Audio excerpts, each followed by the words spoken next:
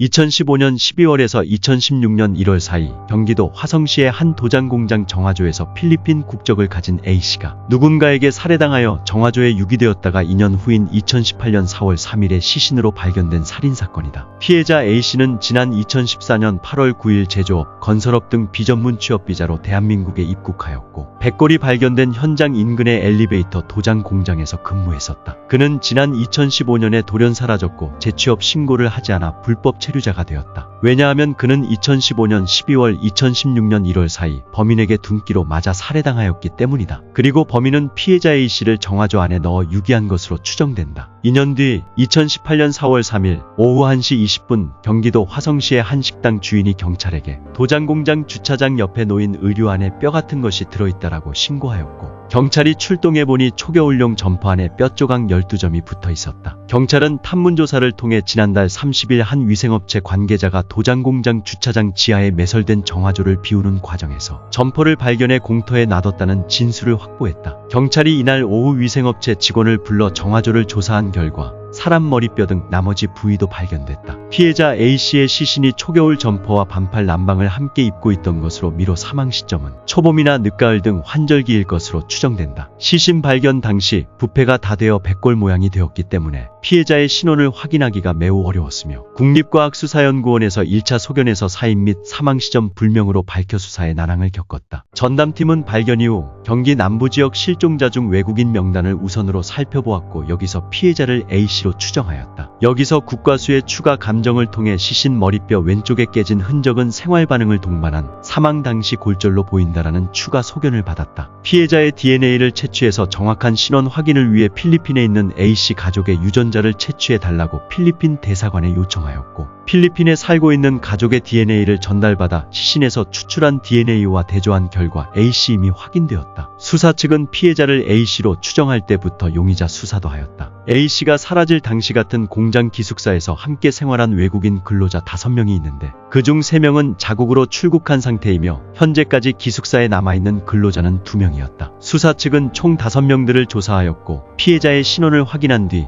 36살 B씨를 유력 용의자로 지목하였다. 경찰은 5월 24일에 B씨에게 체포영장 신청하였고 인터폴에 적색 수배를 요청하는 동시에 범죄인 인도 요청 등 국제공조 수사를 진행하였다. 그 후 9월 27일 필리핀에서 B씨의 소재가 파악되었고 필리핀 형사국이 B씨를 체포하였다. 필리핀 사법당국로부터 범죄인 인도 요청을 하였으나 필리핀 사법당국은 알 수 없는 이유로 그를 석방한 것으로 전해졌다.